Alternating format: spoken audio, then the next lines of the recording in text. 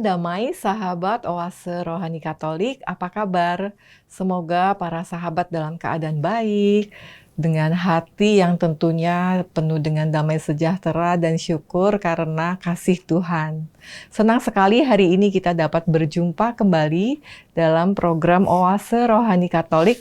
Pada hari ini, hari peringatan wajib Santo Aloysius Gonzaga. Bersama saya Giovanna Sagita dan Romo yang menjadi narasumber kita hari ini, Romo Mardiatmojo SY. Baik, mari kita sapa Romo Mardi terlebih dahulu. Romo Mardi, apa kabar Romo? Baik, terima kasih. Saya bergembira sekali setiap kali boleh bersama-sama bincang dengan para saudari-saudara dari ORK. Ya Romo, kita juga senang banget Romo. Terima kasih Romo sudah berkenan hadir menyapa kita semua. Baiklah sahabat Oase Rohani Katolik, marilah sebelum kita memulai permenungan iman kita hari ini, sebelum kita mendengarkan sabda Tuhan, kita siapkan hati, kita akan mengawalinya dengan doa pembuka yang akan dipimpin oleh Romo. Silakan Romo. Dalam nama Bapa dan Putra dan Roh Kudus. Amin. Allah yang Maha Kasih, kami bersyukur bahwa Engkau begitu mengasihi kami dan berkenan untuk menciptakan kami dan memberi berkat kepada kami sebagaimana Engkau memberkati Santo Aloysius Gonzaga, sehingga kami terajak untuk memberikan bakti yang terdalam kepadamu. Kami mempercayakan percakapan kami ke dalam daya roh-Mu, dan dengan demikian kami percaya iman kami akan Kau berkati dalam Kristus Tuhan dan pengantara kami. Amin. Dalam nama Bapa dan Putra dan Roh Kudus. Amin. Terima kasih Romo Mardi sudah memimpin doa pembuka. Sahabat Oase Rohani Katolik yang terkasih, bacaan rohani kita hari ini akan diambil dari kitab 2 Raja-Raja dan bacaan Injil dari Injil Matius. Baiklah, mari kita mulai Oase Rohani Katolik kita hari ini.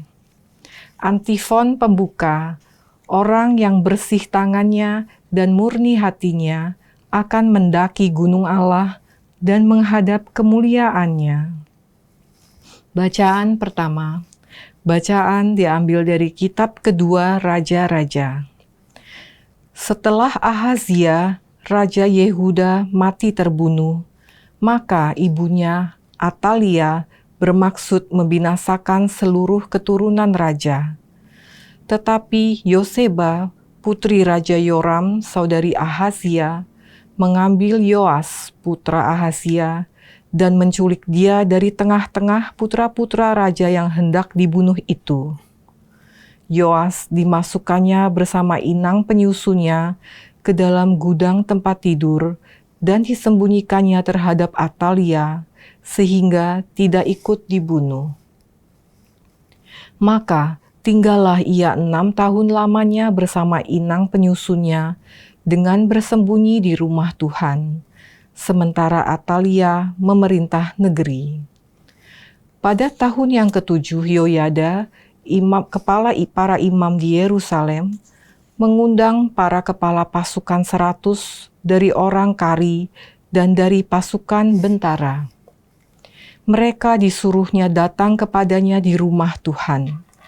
Ia mengikat perjanjian dengan mereka dengan menyuruh mereka bersumpah di rumah Tuhan. Kemudian diperlihatkannyalah putra raja itu kepada mereka. Para kepala pasukan itu melakukan tepat seperti yang diperintahkan Imam Yoyada. Masing-masing mengambil orang-orangnya yang selesai bertugas pada hari Sabat, bersama-sama dengan orang-orang yang masuk bertugas pada hari itu, Lalu datanglah mereka kepada Imam Yoyada. Kepada para kepala pasukan itu, Yoyada memberikan tombak dan perisai-perisai kepunyaan Raja Daud yang ada di rumah Tuhan. Kemudian para bentara masing-masing dengan senjata di tangan mengambil tempatnya di lambung kanan dan kiri rumah itu dengan mengelilingi mezbah dan rumah itu untuk melindungi raja. Sesudah itu, Yoyada membawa putra raja itu keluar, mengenakan jejamang kepadanya, dan memberikan hukum Allah kepadanya. Mereka menobatkan dia menjadi raja serta mengurapinya, dan sambil bertepuk tangan berserulah mereka, "Hiduplah raja!" Ketika Atalia mendengar suara hiruk-pikuk para bentara dan rakyat, pergilah ia ke rumah Allah untuk menemui rakyat. Lalu dilihatnya raja berdiri dekat tiang menurut kebiasaan, sedang para pemimpin dengan para pemegang nafiri berada di dekat raja. Dan seluruh rakyat bersukaria sambil meniup nafiri. Maka Atalia mengoyakkan pakaiannya sambil berseru, "Khianat, khianat!"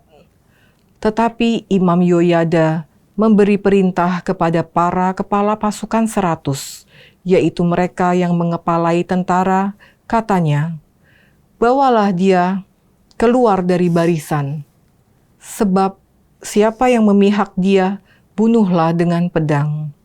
Sebab sebelumnya Yoyada telah berkata, "Janganlah ia dibunuh di rumah Tuhan." Maka mereka menangkap Atalia, dan pada waktu ia masuk istana melalui pintu bagi kuda, dibunuhlah ia di situ. Kemudian Yoyada mengikat perjanjian antara Tuhan dengan raja dan rakyat, bahwa mereka menjadi umat Tuhan, juga antara raja dengan rakyat. Sesudah itu, masuklah seluruh rakyat ke rumah Baal, lalu merobohkannya. Mereka menghancurkan masbah-masbah dan patung-patung, serta membunuh Matan, imam Baal, di depan masbah-masbah itu. Lalu Yoyada mengangkat penjaga-penjaga untuk rumah Tuhan. Maka bersukarialah seluruh rakyat dan negeri, dan amanlah kota itu, setelah Ratu Atalia mati dibunuh dengan pedang di istana raja. Demikianlah sabda Tuhan. Syukur kepada Allah. Marilah kita tanggapi bacaan pertama dengan Mazmur tanggapan. Tuhan telah memilih Sion menjadi tempat kedudukannya. Tuhan telah memilih Sion menjadi tempat kedudukannya. Tuhan telah menyatakan sumpah setia kepada Daud. Ia tidak akan memungkirinya. Seorang anak kandungmu akan kududukan di atas tahtamu. Tuhan telah memilih Sion menjadi tempat kedudukannya. Jika anak-anakmu berpegang pada perjanjianku dan pada peraturan yang kuajarkan kepada mereka, maka selamanya anak-anak mereka akan duduk di atas tahtamu. Tuhan telah memilih Sion menjadi tempat kedudukannya. Sebab Tuhan telah memilih Sion dan mengingininya menjadi tempat kedudukannya. Inilah tempat peristirahatanku untuk selama-lamanya. Di sini aku hendak diam, sebab aku mengingininya. Tuhan telah memilih Sion menjadi tempat kedudukannya. Di sanalah aku akan menumbuhkan sebuah tanduk bagi Daud dan menyediakan pelita bagi orang yang kuurapi. Musuh-musuhnya akan kutudungi pakaian keaiban, tetapi ia sendiri akan mengenakan mahkota yang semarak. Tuhan telah memilih Sion menjadi tempat kedudukannya. Marilah sahabat Oase Rohani Katolik yang terkasih, kita siapkan hati dan budi kita untuk mendengarkan bacaan Injil yang akan diawali dengan bait pengantar Injil oleh Romo. Haleluya. Haleluya. Berbahagialah orang yang miskin di hadapan Allah, sebab milik merekalah kerajaan Allah. Haleluya. Tuhan bersamamu. dan bersama rohmu. Inilah Injil suci menurut Matius. Dimuliakanlah Tuhan. Dalam khotbah di bukit, berkatalah Yesus, "Janganlah kalian mengumpulkan harta di bumi, ngengat dan karat akan merusakkannya, dan pencuri akan membongkar serta mencurinya. Tetapi kumpulkanlah dan bagimu harta di surga. Di surga ngengat dan karat tidak merusakkannya, dan pencuri tidak membongkar serta mencurinya. Karena di mana hartamu berada, di situ pula hatimu berada. Mata adalah pelita tubuh. Jika matamu baik, terangilah seluruh tubuhmu. Jika matamu jahat, gelaplah seluruh tubuhmu. Jadi, jika terang yang ada padamu gelap, betapa gelapnya kegelapan itu. Demikianlah sabda Tuhan." Terpujilah Kristus. Baiklah Romo dan juga sahabat Oase Rohani Katolik, kita sudah mendengarkan bacaan liturgi kita hari ini. Ya Romo Mardi, jadi ada inspirasi iman apa Romo yang dapat di-sharingkan dari bacaan kita hari ini? Inspirasi yang dapat kita petik dapat beraneka. Mengapa? Kita melihat dalam bacaan pertama tadi, situasinya ruwet. Situasi politik, situasi militer, situasi sosial.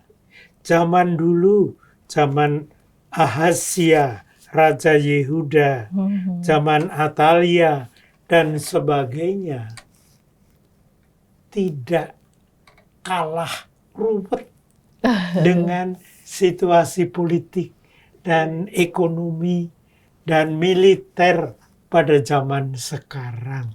Iya Romo, di perikop bacaan pertama ini seperti ada kudeta begitu ya Romo ya? Kudeta melawan kudeta, lawan kudeta, dan seterusnya dan sebagainya. Betul. Iya. Kalau kita lihat, kekuasaan pria dan wanita campur aduk juga. Betul. Dan karena itu benar tidak mudah menemukan siapa lalu yang harus diikuti.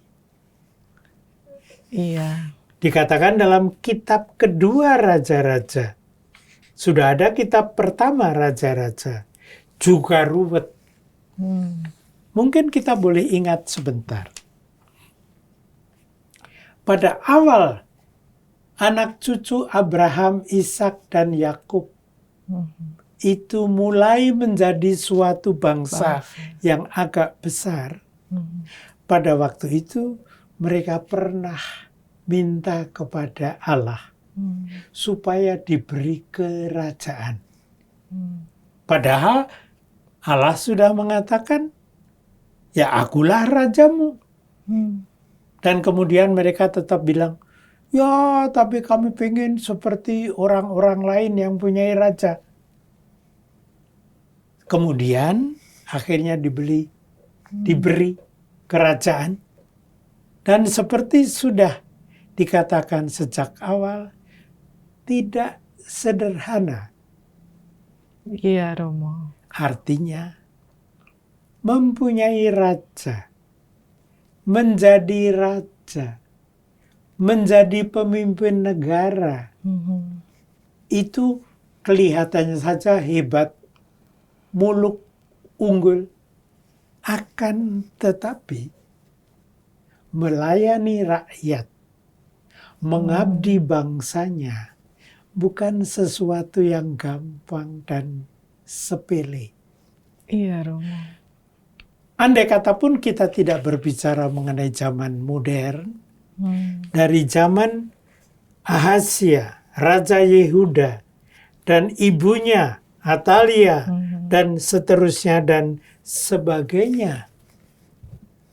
Itu tidak sesuatu yang gampang. Iya. Apalagi ketika itu mereka malah minta Tuhan yang memberi raja. Dengan catatan, wah, kalau dari Tuhan kan ya baik.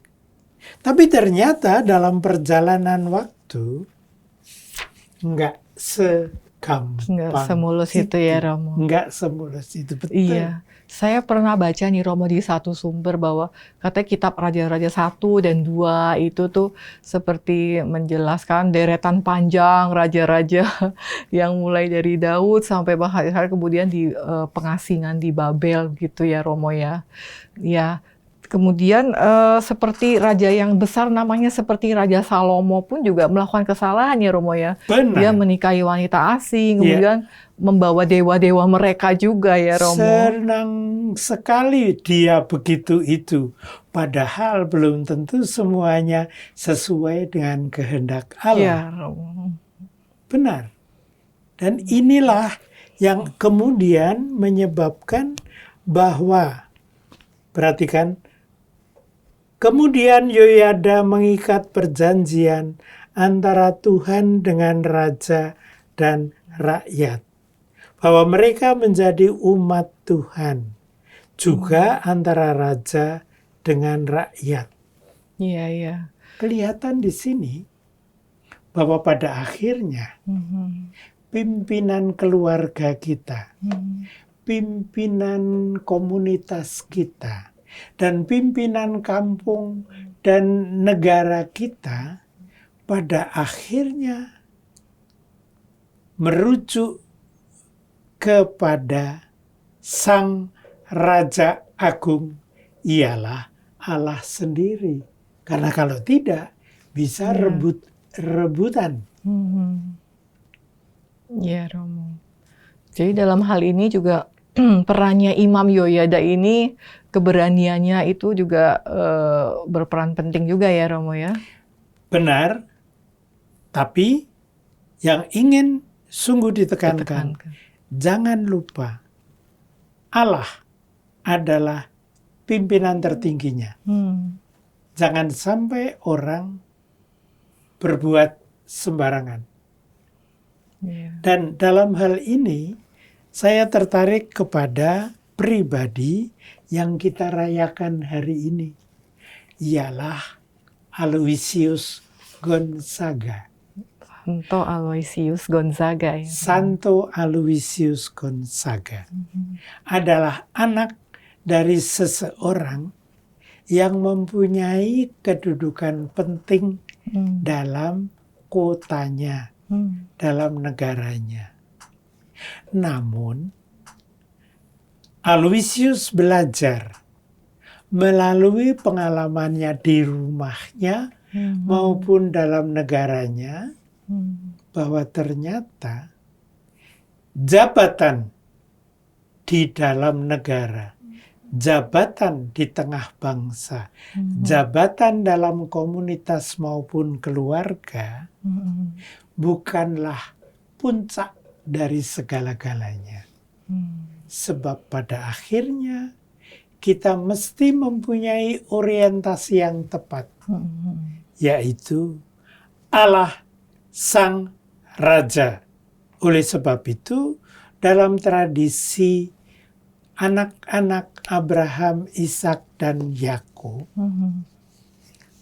yang dipegang teguh adalah kerajaan Allah, bukan kerajaan manusiawi, yang kerap kali menimbulkan salah faham, iri hati, perang, korupsi, dan entah apa lagi. Iya, Romo, sangat menarik. Jadi lebih ke bukan mendewakan atau menjadikan kekuasaan sebagai satu-satunya yang paling penting begitu ya, Romo ya. Benar. Dan untuk kualitas seperti anak muda Santo Aloysius Gonzaga ini sangat mengagumkan juga ya Romo ya. Dia yang Betul. berasal dari keluarga bangsawan yang terpandang, pasti punya punya harta benda, punya power juga, kekuasaan juga ya Romo ya. Tapi dia malah lebih memilih untuk meninggalkan kenyamanannya itu dan bergabung dengan komunitas ini, belajar di Serikat Yesuit begitu ya Romo? Sangat menarik apa yang terjadi dalam hidup Aloysius. Tentu saja kedudukan besar, pakaian yang hebat, posisi yang terpandang adalah sesuatu yang bagi banyak orang muda, remaja sampai dengan dewasa pun menarik, memikat. Tetapi kemudian apa yang dilakukan oleh seorang Aloysius, Luigi namanya, kalau lihat para pemain Bola. atlet dan sebagainya, itu Luigi itu nama yang sangat menarik, memikat. Tapi kemudian Luigi ini bertekad untuk belajar. Apa itu belajar bagi dia? Dia mencoba mengenali, menyadari siapakah dirinya itu. Apa itu pendidikan? Bagi dia, pendidikan adalah mencoba untuk memahami dirinya sendiri bersama dengan keluarganya, lalu belajar dengan sesuatu pengetahuan yang lebih baik supaya lebih sadar dirinya itu siapa.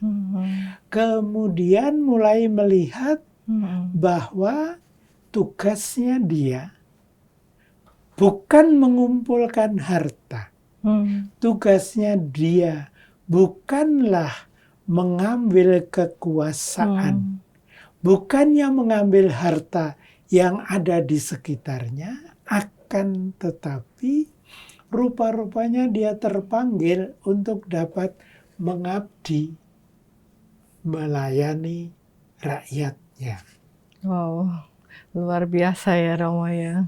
Itu suatu perwahyuan yang diberikan kepada dia melalui kesadaran diri, melalui studinya, dan akhirnya bukan melalui jabatan, bukan merebut pangkat, bukan menyita harta milik orang lain, akan tetapi dengan mencoba menemukan milik yang adalah harta Allah untuk di-sharekan, dibagikan kepada orang-orang lain yang membutuhkan.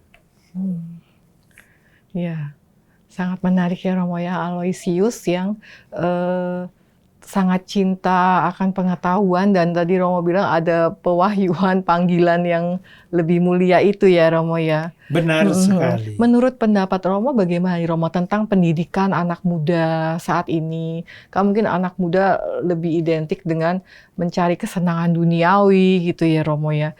Itu sebenarnya apa sih pendidikan mungkin tingkat remaja, SMP, SMA, karakter apa yang penting untuk ditanamkan Romo?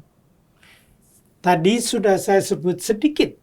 Yang pertama, pendidikan perlu membantu seorang pribadi sejak kecil, siapakah dia itu.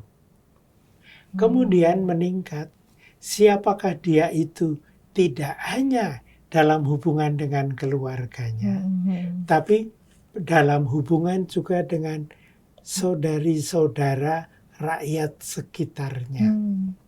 Pergaulan dalam lingkungan kampung. sekitar. Dan lalu ditambah lagi suatu perkembangan ilmu supaya mengerti, jadi kalau begitu sebetulnya diriku, pribadiku ini sebenarnya siapa? Bahwa saya adalah bagian dari seluruh alam semesta. Bayangkanlah kalau anak-anak sadar, Apa sih yang masuk dalam dirinya? Yang masuk dalam dirinya sebenarnya adalah makanan, minuman. Siapa itu? Itu adalah buah dari kerjasama alam semesta. Sebenarnya ekologi itu bukan sesuatu yang jauh di hutan. Tidak. Ekologi adalah seluruh alam semesta yang masuk ke dalam diri kita waktu kita sambut. Bahkan nefesh, adalah bagian dari alam semesta yang kita sadari sekarang. Adalah salah satu yang di-share saya dengan alam, dengan tumbuh-tumbuhan, dengan hewan. Yeah. Mereka semua membutuhkan ini dalam kebersamaan. Itu sebabnya bagi kita, ekologi ada dalam seluruh pribadi kita. Dan itu sangat disadari oleh Aloysius ketika dia melihat betapa orang bisa menderita karena oikosnya, rumah semesta ini rusak sebab sakit. Dengan kata lain, Aloysius menyadari pendidikan yang mendalam. Bahwa dia adalah bagian dari seluruh cinta Allah yang menciptakan seluruh alam semesta. Maka dari itu, dia mengasihi Allah dan itu di-sharekan kepada rakyat yang lain, termasuk bagian dari alam semesta di sekitarnya. Maka dari itu, dia memiliki care. Mungkin tahu bahasa Inggris sedikit. Kepedulian. Care. Maka dia careful kepada Allah yang take care, memelihara kita semua dengan seluruh daya penyelenggaraan ilahinya. Sehingga menjadikan kita merupakan kesatuan sebagaimana dikatakan dalam awal kitab Kejadian. Wow. Jadi pendidikan seperti yang tadi Romo sampaikan, pendidikan yang mendalam, yang tepat, tentunya nanti diharapkan juga akan menghasilkan kualitas pemimpin-pemimpin yang baik juga ya Romo ya. Betul. Yaitu memimpin bersama-sama menuju kepada sang pemimpin. Lewat siapa? Akulah jalan, kebenaran, dan kehidupan. Itu kata Tuhan Yesus. Iya. Kebenaran bukan dicari di kertas. Bahkan juga bukan dalam komputer atau apapun. Kepada sang kebenaran. Bagaimana jalannya? Melalui jalan yang dituntun oleh Tuhan Yesus. Karena dia adalah sang jalan. Kalau demikian, barulah sampai kepada hidup yang sejati. Itulah yang ditemukan oleh Santo Aloysius Gonzaga. Ya, baik. Yang baik kalau kita pelajari pada hari ini sekurang-kurangnya. Mungkin kita dapat mengembangkan pelajaran itu lebih lanjut.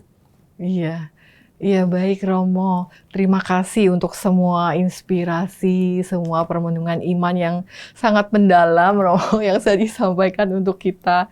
Jadi kita diajarkan tentang, ditekankan tentang sebenarnya betapa agungnya kualitas kepemimpinan yang Allah Bapa kehendaki ya Romo ya. Benar. Atas diri kita.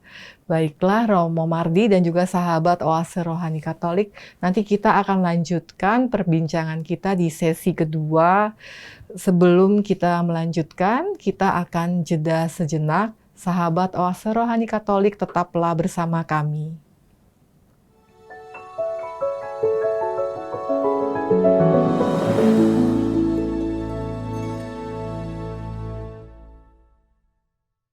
Sahabat Oase Rohani Katolik yang terkasih, marilah kita lanjutkan permenungan iman kita pada sesi kedua, masih bersama Romo Mardiatmojo SY dan saya Giovanna Sagita.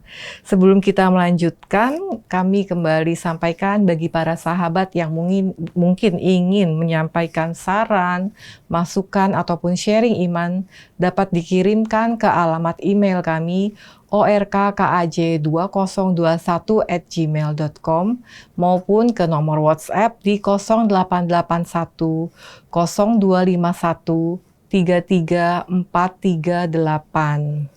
Baiklah, sahabat Oase Rohani Katolik dan juga Romo Mardi, tadi di sesi pertama kita sudah banyak mendapatkan wawasan dan permenungan iman dari Romo. Di sesi kedua ini, Romo Mardi, kalau kita lihat dari bacaan Injil, itu ada inspirasi iman apa, Romo, yang dapat dibagikan? Saya tertarik bahwa penyusun teks liturgi membawa kita tidak hanya kepada sesuatu ajaran Tuhan Yesus, tapi ini adalah bagian dari ajaran Yesus, Sang Sabda sendiri, yang unggul. Tadi sudah dibaca khotbah di bukit. Berarti salah satu ajaran Tuhan yang sangat mulia. Tentu saja ajaran Tuhan yang paling utama adalah seluruh hidupnya. Terutama wafat dan kebangkitannya benar, seluruh kepribadiannya itu tepat sekali, apalagi tadi sudah disebut,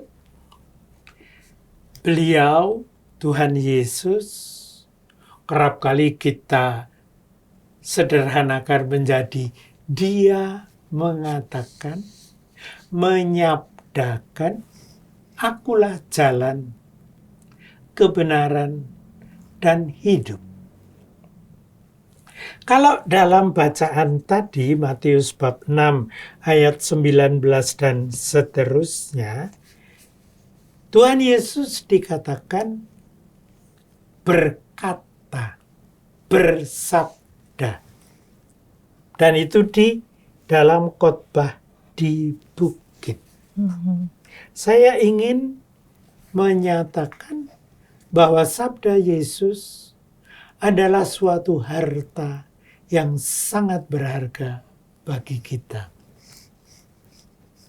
Barangkali kalau kita menulis surat kepada oma dan opa, lalu kita mendapat jawaban dari oma dan opa, kakek dan nenek, dan siapapun juga.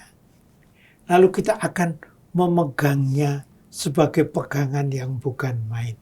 Apalagi kalau pesan itu dikatakan pada suatu peristiwa penting. Itu dikatakan pada waktu kita di puncak gunung yang besar. Nah, ini khotbah di bukit. Nah, saya tertarik kepada beberapa kata pertama yang dikatakan. Cobalah. Jalan yang kita dengar dari Yesus adalah, janganlah kalian mengumpulkan harta di bumi. Banyak tahu? Kita bertanya, Iya. berapa dolar punya? Ada yang tanya, berapa yuan punya? Paling-paling kalau saya sih, berapa rupiah punya? Warna merah, warna biru, atau hijau, atau entah warna apapun juga. Itu dikatakan, jangan dong mengumpulkan harta di bumi, karena itu akan gampang dimakan, ngengat. Tetapi kumpulkanlah bagimu harta di surga. Apakah maksudnya Tuhan Yesus bersabda ini mengajarkan nilai-nilai kerohanian supaya kita itu eh, eh, jangan terlalu cinta dengan kekayaan duniawi, Romo?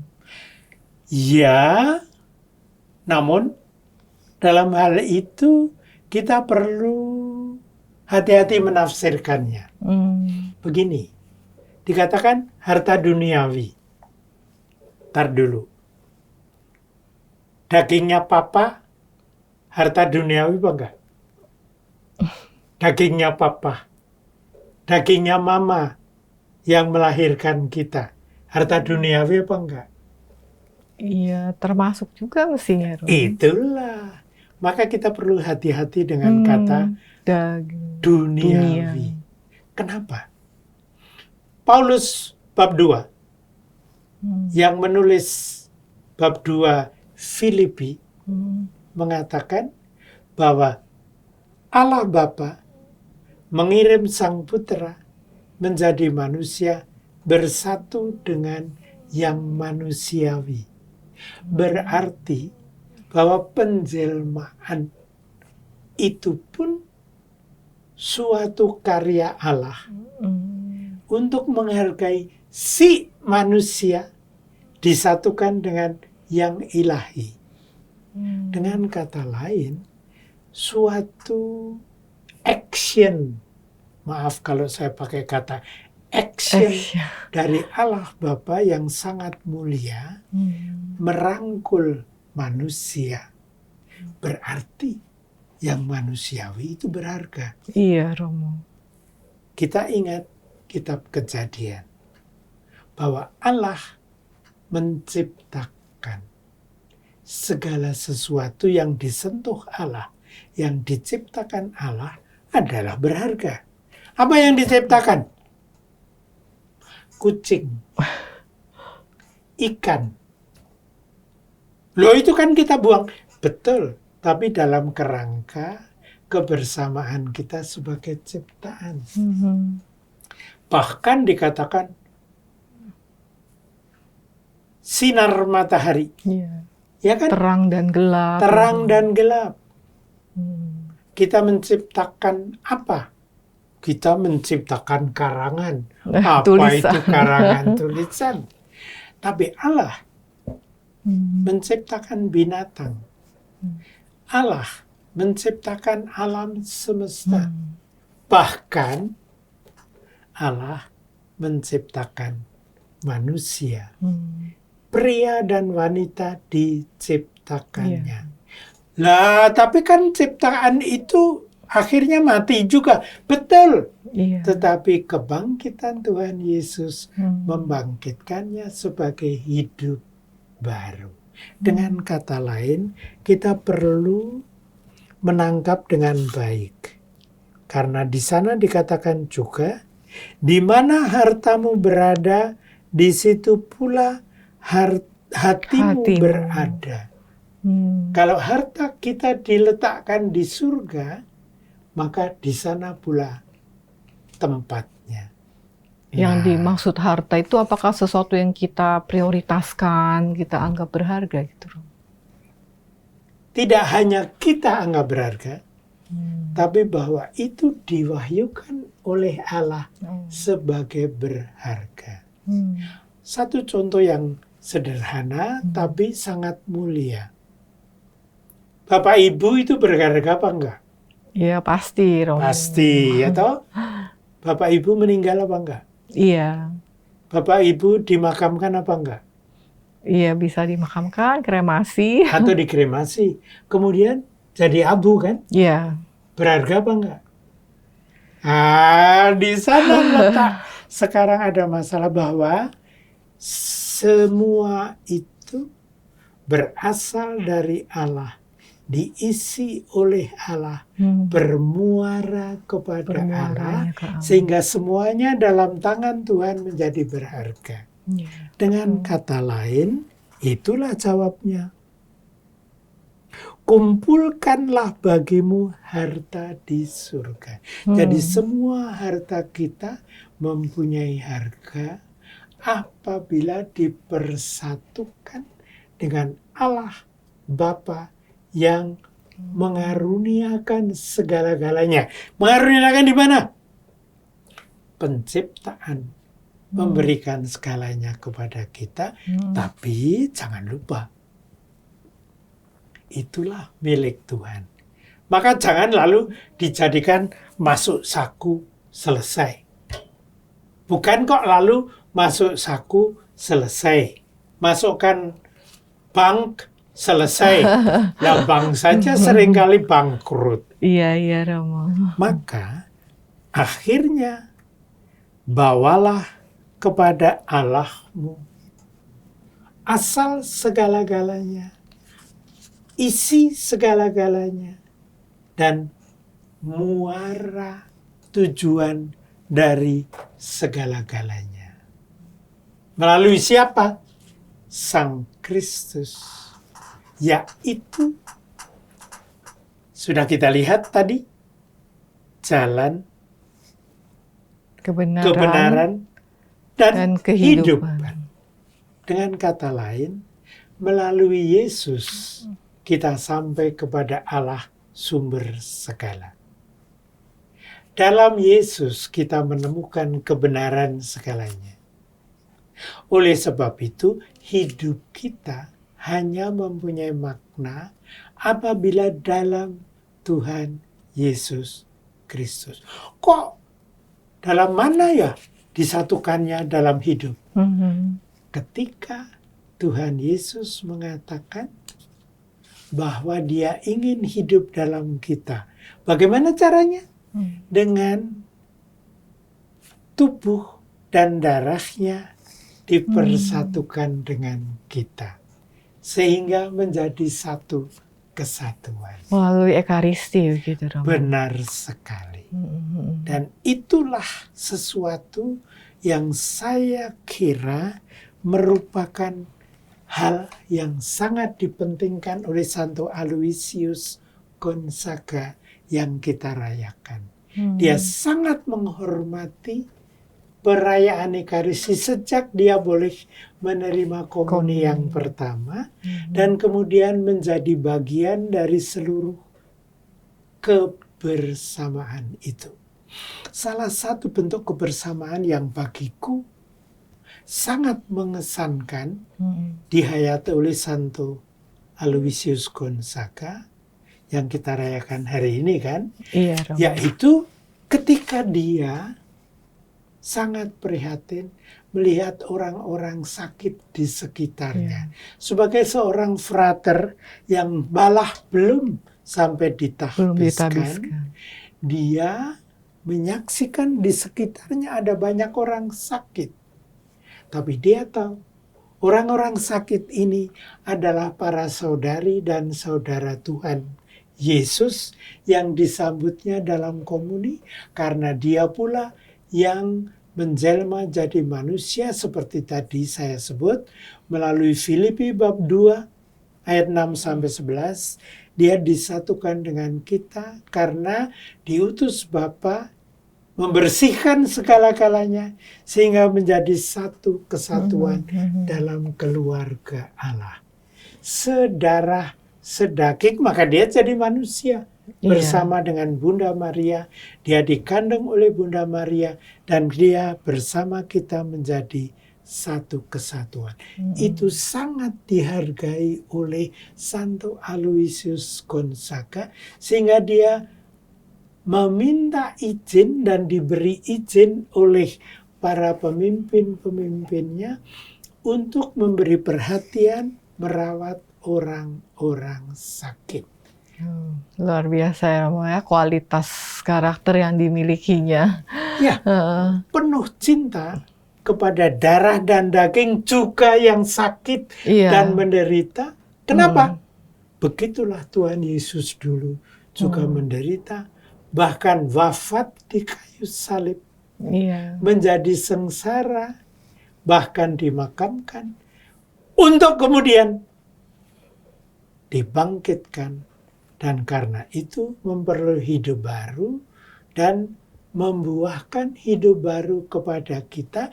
Dan lalu membagikan hidup baru itu dengan ditiupkan kepada kita Iya. semua. Amin, Romo. Kita sambut dalam Roh Kudus yang diberikan kita. Dan itu kita sambut dalam komuni pula. Iya, baik Romo. Romo, kemudian di bacaan Injil ini juga ada disebutkan mata adalah pelita tubuh. Jika matamu baik, maka teranglah seluruh tubuhmu. Ini bagaimana Romo penjabarannya untuk kita, Romo? Mata. Apa yang kerap kita lihat dalam mata? Pakaian bagus. Iya. Bedak yang bagus. Ya. Scroll Romo. Scroll. Iya. Konten-konten. Betul, konten-konten dalam ini dan itu. Iya. Waktu kita membuka komputer, kita lupa pada yang di dalam, yang bisa kita lihat dengan mata hati kita. Jadi mata hati tidak hanya di balik daging dan darah, tapi juga di balik berbagai macam gagasan dan berbagai macam pemikiran, seni. Lebih jauh lagi, yang kerap kali disebut sekarang apa? Yang kerap kali kita sebut sekarang adalah artificial intelligence. Kita lupa bahwa what it means, intelligence. Kecerdasan buatan gitu. Ya, padahal semua bagian dari kecerdasan adalah bagian dari akulah jalan, kebenaran, dan hidup. Wow. Dengan kata lain itu masuk ke dalam diri pribadi Sang Putra yang dikirim kepada kita dan dipersatukan dengan kita. Dengan kata lain di dalamnya ada matamu yang Pelita. merupakan terang dari siapa? Dari Sang Terang Kristus. Kita masih ingat dalam Paskah dengan mata yang baru, telinga yang baru, dan seluruh pribadi kita alias hidup kita. Maka kita menerima hidup yang baru, yaitu Yesus Kristus, Sang Jalan, Kebenaran, dan hidup. Iya. Jadi semuanya akan bermuaranya ke sana ya Romo ya. Benar Tuhan sekali. Yesus sebagai jalan, kebenaran, dan hidup. Benar. Ya, baiklah Romo Mardi dan juga sahabat Oase Rohani Katolik, di sesi 1 dan 2 kita sudah banyak mendengar penjelasan dari Romo Mardi. Apakah boleh kembali disampaikan Romo pokok-pokok kesimpulan dari permenungan iman kita hari ini? Saya ingin kembali kepada satu hal yang disebut Matius. Pelita tubuh. Pelita. Terang tubuh. Terang manusia pada akhirnya adalah Sang Terang Kristus yang kita sambut dalam Paskah. Terang Paskah. Karena Yesus adalah jalan, kebenaran, dan hidup. Iya, amin Romo. Semoga kita selalu ingat ya Romo ya, tentang semua yang sudah dikhotbahkan oleh Tuhan Yesus, yang dimaksudkan yang lebih dalam tadi itu ya Romo ya, Tuhan Yesus. Bahwa Dialah jalan, Sang Kebenaran, Sang Jalan, dan hidup yang dianugerahkan oleh Bapa dalam Roh yang dihembuskan kepada kita. Amin. Ya, terima kasih Romo Mardi untuk semua permenungan iman yang sudah diberikan. Semoga dapat menginspirasi, meneguhkan, serta menguatkan sahabat Oase Rohani Katolik dalam menjalani setiap tantangan dalam hidup sehari-hari. Dengan didoakan oleh Santo Aloysius Gonzaga. Dan juga semoga dengan teladan Santo Aloysius Gonzaga, semakin banyak tokoh-tokoh atau pemimpin dari Katolik ya Romo ya, yang meneladani tadi semangat untuk mengutamakan apa sih yang memuliakan nama Tuhan ya Romo ya. Benar sekali. Kita Iya. mohon kepada Roh untuk meresapi kita. Amin. Baiklah sahabat Oase Rohani Katolik yang terkasih, kita sudah di akhir acara kita. Kita akan bersama-sama berdoa penutup dan memohon berkat penutup dari Romo. Silakan Romo.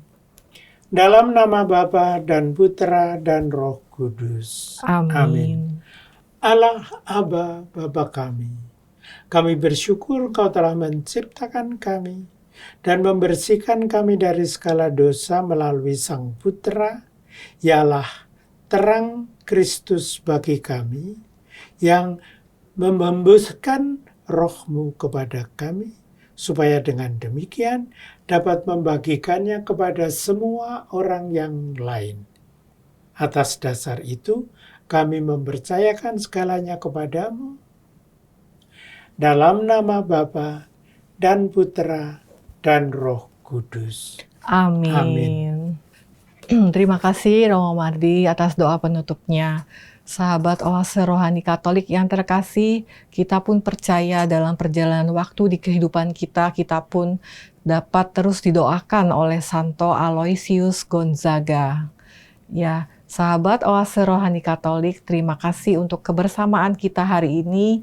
Terima kasih juga tim teknis dan operator yang membantu kelancaran program kita.